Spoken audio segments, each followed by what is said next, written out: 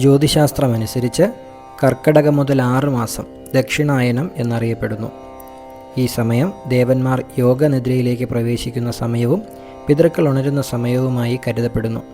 ഈ സമയത്തോടടുത്തു വരുന്ന ദേവശയനി ഏകാദശിയിൽ മഹാവിഷ്ണു ഭഗവാൻ യോഗനിദ്രയിൽ പ്രവേശിക്കുന്നതായാണ് കരുതുന്നത്.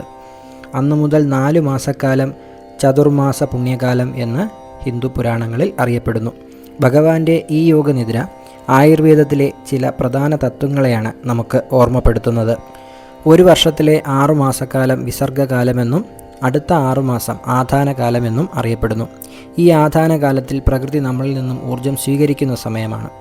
എന്നാൽ ഈ വിസർഗകാലത്തിൽ നാം പ്രകൃതിയിൽ നിന്നും ഈ ഊർജം തിരികെ നേടേണ്ട സമയമാണ്. ശരീരത്തിനും മനസ്സിനും പ്രതിരോധ ശക്തി കുറയുകയും രോഗവ്യാപനം വർദ്ധിക്കുകയും ചെയ്യുന്നു. അതുകൊണ്ട് തന്നെ ഉത്സവങ്ങൾ, പ്രതിഷ്ഠാദി കർമ്മങ്ങൾ, വിവാഹങ്ങൾ എന്നിവയ്ക്ക് ഈ സമയം പ്രാധാന്യം കുറയുന്നു. ഭഗവാന്റെ യോഗനിദ്ര ഈ സമയം നമ്മുടെ ശരീരത്തിനും മനസ്സിനും നൽകേണ്ട വിശ്രമത്തിൻ്റെ പ്രാധാന്യത്തെയാണ് സൂചിപ്പിക്കുന്നത്.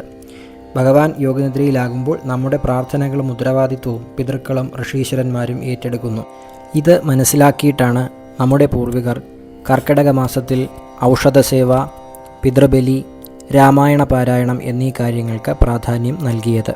ഇതിലൂടെ ശരീരത്തിൻ്റെയും മനസ്സിൻ്റെയും സമഗ്രമായ ഉയർച്ച, ഉണർവ്, വളർച്ച, സംരക്ഷണം എന്നിവ സാധ്യമാകുന്നു. പുതിയ അറിവുകളുമായി വീണ്ടും കാണാം. എല്ലാവർക്കും നന്മകൾ നേരുന്നു. അംബാകടാക്ഷം ഭവതു.